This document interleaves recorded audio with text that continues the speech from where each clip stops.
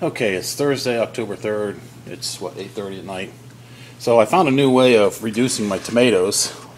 Look at that. Look how thick that is. Just kind of by accident, I had it on the stove and was reducing it down. Yeah, they boiled over.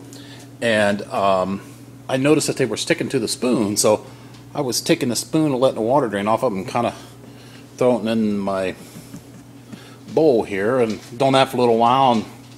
And I got thinking, well, I wonder if this new strainer I got would strain the water out. And by God, I just, it was boiling really hard, and I just took that strainer and just stuck it down in there and pulled out as much as the paste as I could, and I just kept pulling it out as much as I could. And then I put it in another pan and reduced it down a little bit more, and I was like, yeah, that's far enough. And there was still some water, and I was like, well, I wonder if I can just put that through that strainer again. And by God, I did, and look how thick that is. Yeah, that's what I've been looking for. So,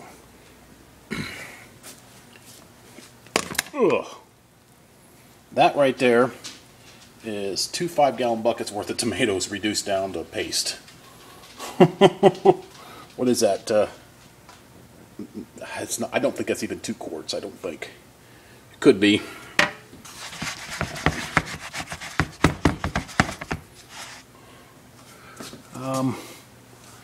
It's marked on the side here. Of course, I can't read it. That says 6 cups. So I got about 6 cups. So that's 1.5 quart of tomato paste. That's not bad though. I mean, that is thick. That is real thick. So yeah. Alright, so that's... Oh yeah, and I meant to tell you that I forgot when I showed you those tomatoes that lady gave me.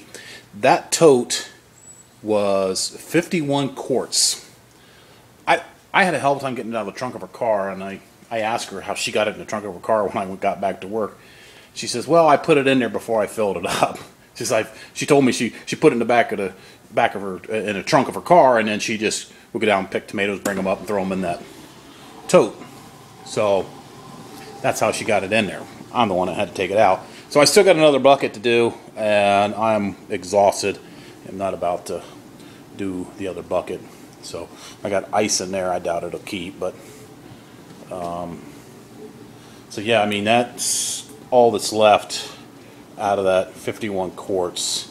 I almost completely revamped the way I've been doing my tomatoes. Well, I've got everything in the dishwasher now, so I'll have to show you tomorrow and stuff. But I mean, you remember how I was using that pasta pan to put my tomatoes in and drop it down in boiling water.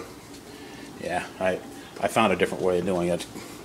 So, it worked really well.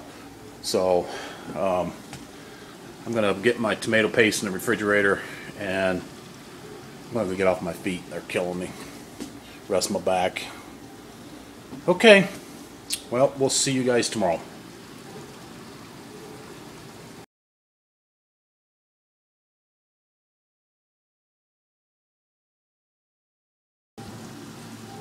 Okay, I lied.